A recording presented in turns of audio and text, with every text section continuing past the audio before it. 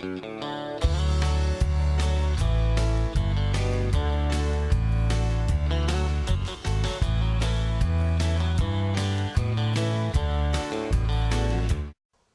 to Tree Doctors, everybody, the program that shows you some of the biggest trees in the Mid-South. We're going to catch up with the head tree doctor of Dickey Tree Service, Ed Dickey, in just a moment. It all starts right now on Tree Doctors.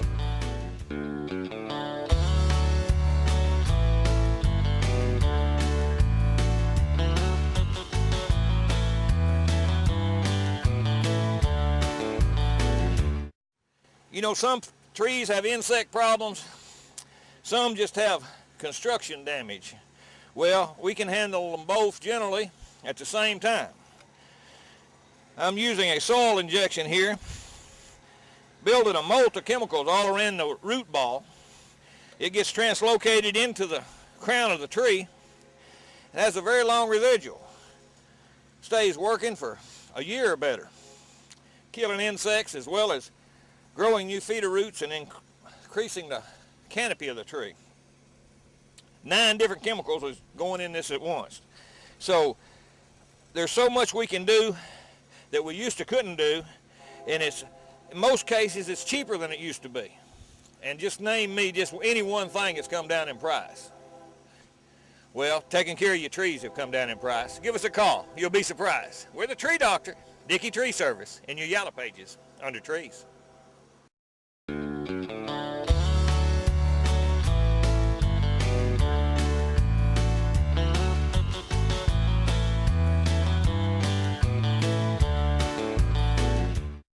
It's time to go out in the field with the head tree doctor of Dickey Tree Service, Ed Dickey, right now on Tree Doctors. This past weekend I was up in West Plains, Missouri. One of the Channel 8 viewers up there, Ron Gurley, had called me, and I had to treat some trees there. And while I was there, he gave me a couple of tips that I want to pass on to y'all. One of them was you take a 5-gallon bucket, you put you a piece of plexiglass in the bottom, just kind of glue it in with some any way you want to get it glued in, and that makes a perfect tent for your tomato plants or other plants you want to keep the weather off of, and it creates actually a little miniature greenhouse, and your plants will thrive in that. And if you want to take it a step further, you can actually line the inside with tin foil. That lets the sun reflect and do a little bit more than just while the sun's straight up from 11 o'clock to 1 o'clock. It'll get you from about 10 o'clock to 2 o'clock by putting tin foil in it. Also, you can modify that a little bit. You could cut you another little hole in it and put a piece of plexiglass where you could actually look at your plant from the side if you wanted to do that. So I thought that was a neat tip to pass on, and maybe some people will use that, because you can have a bunch of these and they'll just sit on top of each other, fit on top of each other, and they don't take much room. And that way you can plant your tomatoes a little earlier, your garden a little earlier, and you start to get a frost, just go out there and hang the buckets on them and don't worry about it. I think that was a cool tip. Also, you can use these for little tree saplings you want to get started too. I'm here in Black Rock, and here with me is Everett Shannon. And Mr. Shannon, won't you tell the viewers what was going on with your trees 6 years ago when you called me in? Well, they weren't doing all that great, and after you treated them, they growed considerably and did quite well after that. You got a right smart of pecans off of them too, didn't you? I certainly did, yeah. I think you've got 8 pecan trees here, if I remember right. Is that right? Well, I did have 13 at one time, and I removed a couple of them, and I planted a couple, so I'm right back to about where I started from. Only I got some smaller trees and more of the larger pecans. Right. Mr. Shannon in 2000 had me treat all these trees, and then here the other day he called me in. It's been almost 6 years, and he had me treat them again. That's right, isn't it? That's right. And we're gonna walk around the yard here, and he's working on a graft on a pecan tree, and I think it's gonna be an interesting story. We'll move over there. I hope it's going to be interesting. We'll go over there. Mr. Shannon, won't you tell the viewers what we're looking at here? Well, I was trying to graft on to a regular stump. This was a small pecan, and I cut it off And I got 4 here, and I don't know if they'll grow yet, but I'm hoping that they will take graft and grow. Right. Mr. Shannon had showed me this, and I took the trouble this time. I brought him a bunch of literature on grafting and budding that'll kind of help him in the future, I think. This method is not practiced too much anymore, what he's doing here on this size of a stump. But you got to remember, you just recently cut this down. That's correct. Yes, I did, just recently. And where did you get your pieces from to graft on? Off of other trees here in the yard,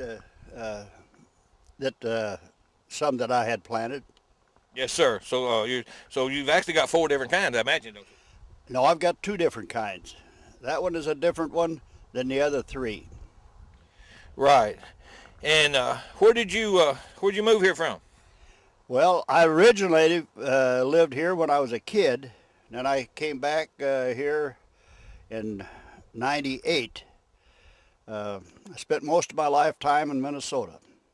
Yes, sir. And so you really enjoy the pecans and the climates here, don't you? Oh yes. In fact, Ben, I've got a professional pecan cracker in the garage there. Good deal. Good deal. So you not only crack your own, but other people. For other people as well, yes. Yes, sir. Back to your budding and your grafting, Mr. Shannon had told me he had tried to hire somebody to do this, and what George tell you over at Jonesboro?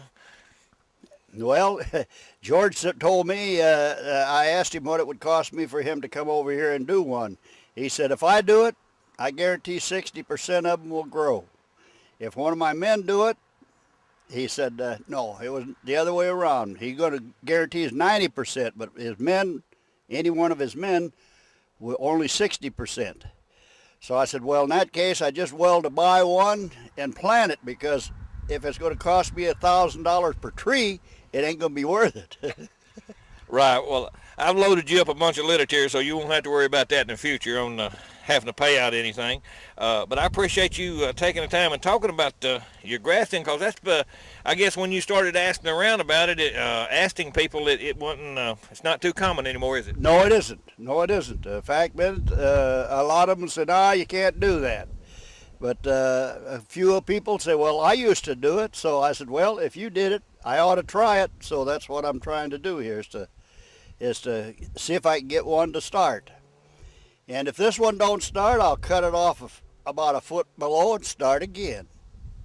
There you go. Well, this literature I brought you is going to let you graft right onto your existing trees. I think you're going to like that quite a bit better. And it's also got an episode, a part of it's on budding too. So I think you're going to really like that. And if you'll let us, I'd like to come back in the future and might see how your grafting and budding is doing. I would appreciate that. You come on back. Well, thank you. You bet. I want to talk a little bit about some websites that's available to you.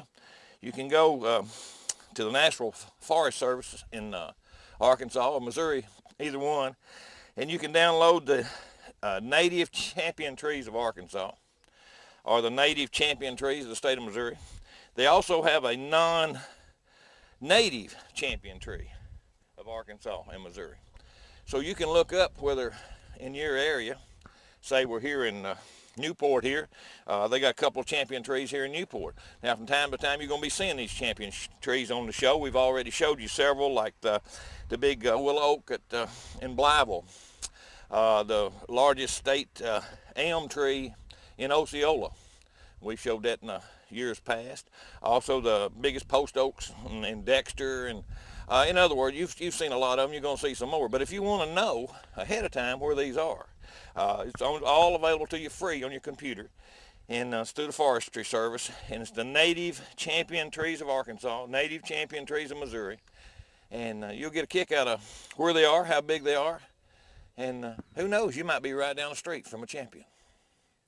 I come back here to check on this elm tree that several years ago, about 6 years ago, we put this 1-inch bracing rod in. You can see where the tree has already went over the washer, and it's almost covered this whole nut and the rod. The other end, it's already covered it up. So in about another year, you won't even see this end. But at the time that we put that in there, it was pretty well cracked, and one rod solved the problem. So years to come, you'll never know what's in there, and that's going to be a viable tree, and it just saves that tree. And you can do that with a bracing rod if you put them in properly and when they need it. I'm here in Hoxie with Darrell Price, and Darrell, why don't you tell the viewers what is going on with your tree when you call it in? We just had a big split in it and thought we was going to lose it. Wanted to get it fixed. Strong winds kept splitting it open, so we gave you a call. Yes, sir, and when I got here, this big oak behind us here it is busted down to almost 4 foot from the ground, hadn't it? And I had to put 2 bracing rods in to put it together. Yep. I bet after we've had a little bit of wind after that, you feel a little more at ease, didn't you? Yeah, I feel a lot more at ease. My wife feels a whole lot more. Trees hanging over the house. She was worried about it hitting the house, so we don't have no trouble with it now. Right, it's the Church of Christ house here, isn't it? Old parsonage. Yes, sir. And it's a nice home, and that tree would have just smashed it, wouldn't it? Yes, it would. Well, I was glad to be able to help you with your tree, and I hope you're happy about it now. We're more than happy. Appreciate it. Thank you. We've had a couple people ask why we have this ladder truck. Well, I bought this piece of fire equipment from when the city of Jonesboro sold it at one of its winter sales, and it's got a 100-foot ladder on it, and we still put lightning arresters in trees, and a lot of them are, 90 or 100 foot tall. So I like to inspect the work that the boys do, and this gives me a way to oversee the work or actually help put in the rod for us. So this 100-foot ladder truck makes a whole lot of sense when you think about it in that way. And it also works as a real good advertisement thing, right? Sitting on the parking pad right here in Portia. So when you see this 100-foot ladder truck, you'll know what we do with it. I'm at the home of Dr. Elizabeth Sales here in Jonesboro, and we treated all the trees here in the yard, but she had one here that was coming apart, and it was already moving in the wind. And I pointed it out to her, and she had me put a bracing rod through it. And that's going to keep this tree here for a while. It's had a cavity for years right here. But up there it had come apart and started cracking open here. So just by simply me drilling through it and putting that 1-inch bracing rod in it, she's able to keep this key tree for a lot of years to come. So look around at your yard. You might have one you need to take care of. We can fix it. I'm here with John Wales, and Mr. Wales, won't you tell me a little bit about what's sitting under this big old sycamore tree? Well, that's a no hay baler, which was I bought it nearly new from a cousin of mine when I lived in Clarence Jackson Farm on Clear Lake. We baled peanut vines. They had grown peanut sets for a few years over there, and that was used as wire. You set a tractor out here and run this baler, and it was tied with wire. We moved back here in Eaton in 1948. We was baling hay up the creek here half a mile. It tied with wire, and we run out of wire about 2 o'clock one evening. We was going to wind up for that field of hay. There wasn't no wire to be bought in the country. You couldn't find no wire in Missouri. So I wound up buying, in 1948, a little Alabama round baler, in 1948. And this baler has been sitting here ever since that time. That's all I know. Well, it probably still work too, wouldn't it? I've got everything for it. The table is up the barn. I've got the hookups. All you got to do is put the belt on, and I've got the blocks to block the hay. And that's another thing. You needed 2 men to operate the back end of this baler and one to feed it. And them bales weigh from 100 and 125 pounds. Took a man to handle them bales, didn't it? That's what... I'm short and little, I guess. Yes, sir. Well, what about this old sycamore tree it's sitting under? Know anything about it? Well, it was here when I moved here. It's like pecan trees, and about the same size as the pecan trees was. And my dad-in-law set it out here, and sometime in the late 30s, early 40s. So he laid it, just about laid out everything on the place for you, and y'all kept it the same. Except a few pine trees, and this is one place that I've not had no luck keeping pines. This ground's too wet for pine trees, I reckon. Not enough of clay under it here. This is a sandy loam ground down here, and it won't grow pines. It ain't good. Yes, sir. But these other trees really do good, don't they? They do good. Well, thanks for telling us about your hay baler. Thank you. This was an old cavity on a tree that they had attempted to put concrete in and called me in to treat it and for the borers and the creek where they had messed up with their concreting, and I resealed it with some mortar cement here and used a foam around it. Now you can cut that off and make it look quite a bit better if you choose to, or you can take just a pruning paint, which I chose to do, and just spray it down. And what that does, that deters any critters or squirrels or birds from pecking on it, because they don't like the taste of it. And all it is an asphalt type spray that I'm putting on there. But that makes it last quite a bit longer, keeps the weather from hurting it. But all that is the expandable foam that seals that in. Eventually, as the tree grows more, it will engulf and encompass all of this right here, hopefully, and be no need for that. So that'll hold it till the tree starts taking care of itself. And that's how you redo a cavity somebody screwed up. On a past show, we interviewed one of our clients, Colonel Roy Meeks, from over in Raventon Springs, and some of it didn't get showed because we had talked to him so much, but it was very important stuff. And around the fountain there at his house and some other places on his nice estate we got there, and we're fixing to show you a couple of clips that we didn't show before. We're around the front of the Meek house, and Mr. Meek, who come up with the design on this fountain?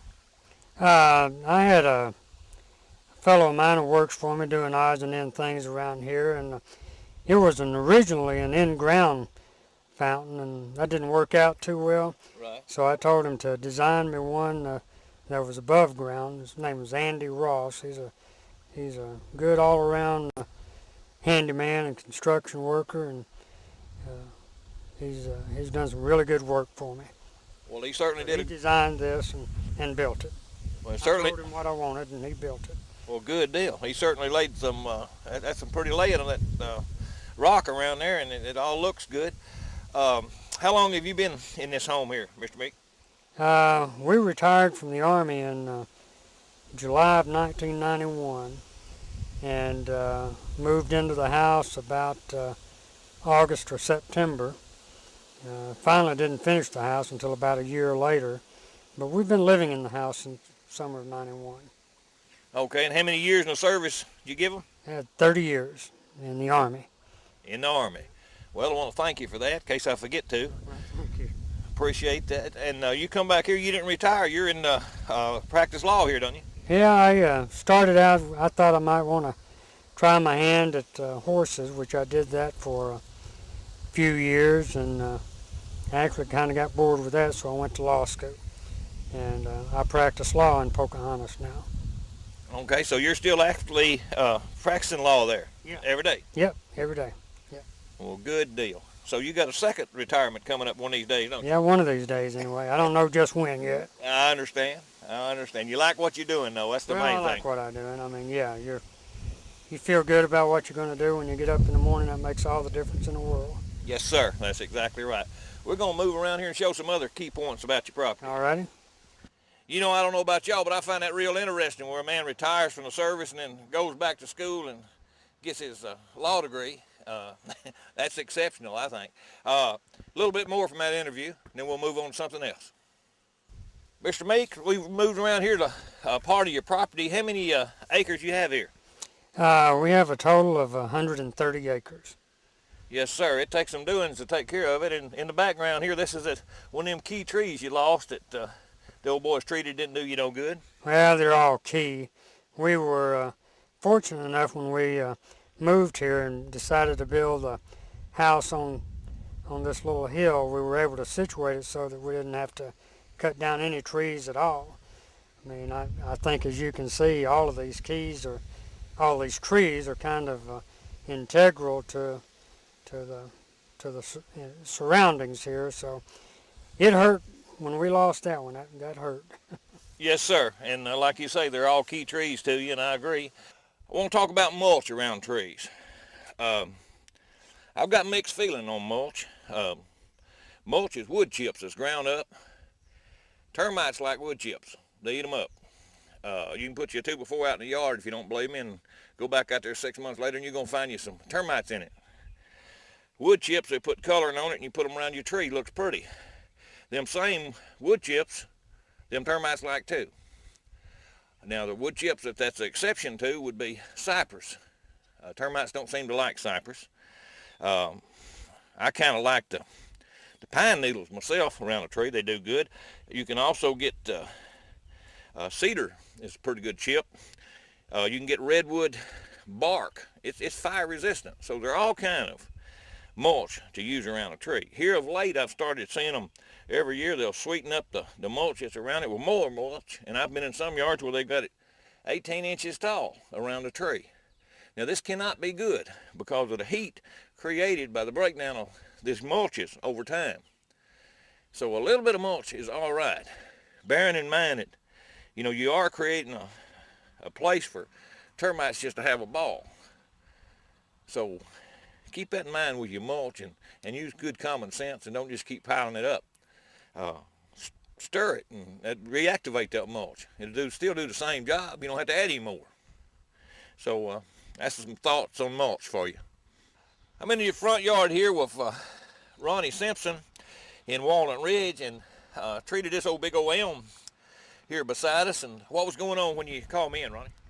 Well, it had holes in it and looked like worms of some kind. I don't know, some kind of insect was in it.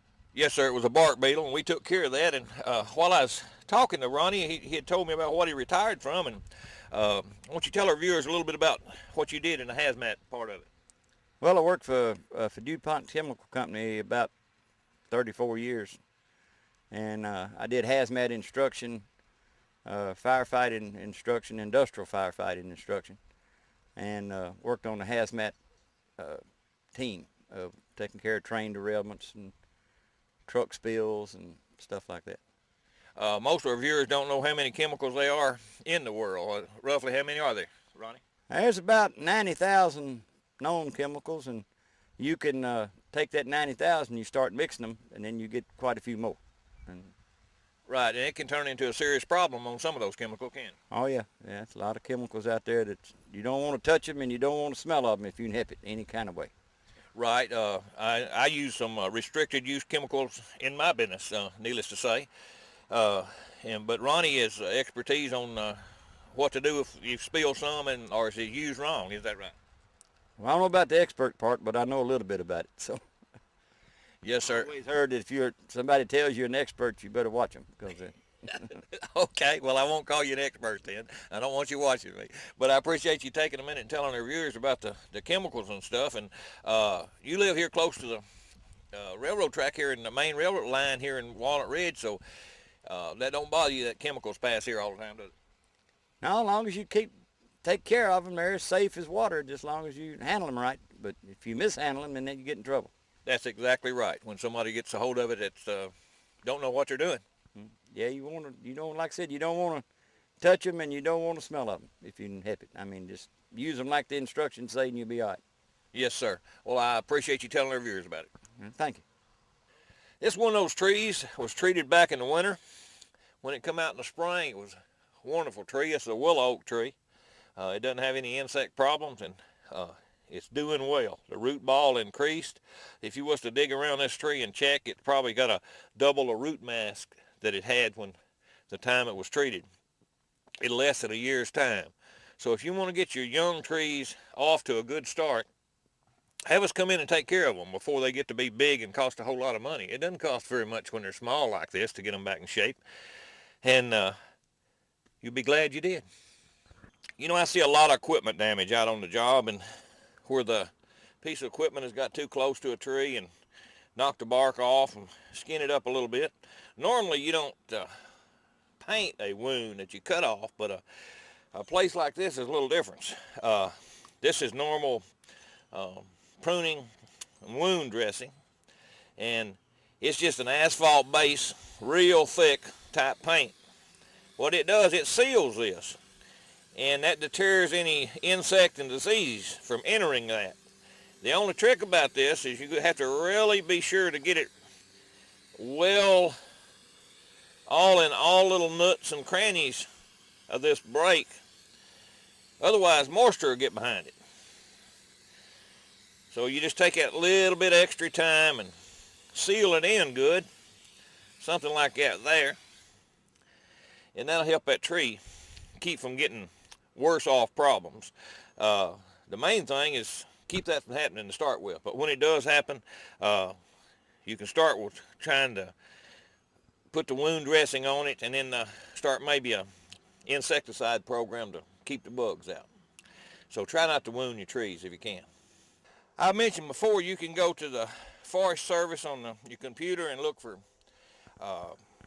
bigness of trees, you know, state trees, record trees, Missouri and Arkansas, Tennessee as well. And one of the ways they get that is they measure a tree. The circumference of a tree is one of the ways. And it's measured at about 4.5 foot up. They call that breast height. And you get the circumference of it. That counts as part of it. And then they count the height of the tree. That's another third of it. And then the spread of the tree. And I think what the bigness index counts is just a portion of the spread of the tree is added in there. But it gives you a breakdown in the on the computer about the bigness part of the tree and how to find out whether you have a record large tree. I've been fortunate over my better than 35 years of doing trees that I've did a whole lot of state record trees, and we got a whole lot of them around here in Arkansas and Missouri too. But a lot of them I have worked on in the past. But if you happen to have what you think is a state record tree, do you a little bit of measuring, notify your forest department, and they'll come out if they think you got a viable claim. I was fortunate enough the other day, I was over in Hornersville, Missouri, and I discovered a state record river birch tree in a yard there, and the man has turned it in over there to the conservation agent, and they're checking that out, and I think they're going to find that it's a state record. And I'll be getting back to you next program or two, and we'll show you that tree. It's an enormous river birch tree sitting right there almost in downtown Hornersville, Missouri. But look around. I even find them every once in a while. You might have one in your yard, but there's ways to look it up and figure it out, and maybe I passed enough on where you could do that. You know, great strides have been made in the chemical community as the technology come available now where you don't need to clumber some capsules to tree, and we can put actually 9 or 10 different products at one time in a tree. You can see it boiling out from around the base of that as I'm injecting this into the soil ball. Amino acids, different miticides, insecticides. We can choose what we want to treat for, and we get a long residual from this. So you get a year's worth of good or longer out of our injection when we do a tree. An actual molt of chemicals put around your tree, and it's all moisture activated. So as the weather hits it or the rain, it supercharges it again and carries through the tree. So to get rid of your unwanted insects or to revive a tree to put new life in it, you know, that's what we do. We put the zap back in the sap. We give new life to old trees. That's what we do. We're the tree doctors. Dickey Tree Service in your yellow pages under trees. Thank you so much for joining Ed and I on Tree Doctors today. Remember, if you have any questions, well, you can get answers. Go to dickeytree.com and email them from there or call the number below. Thanks again. We'll see you next time for Tree Doctors.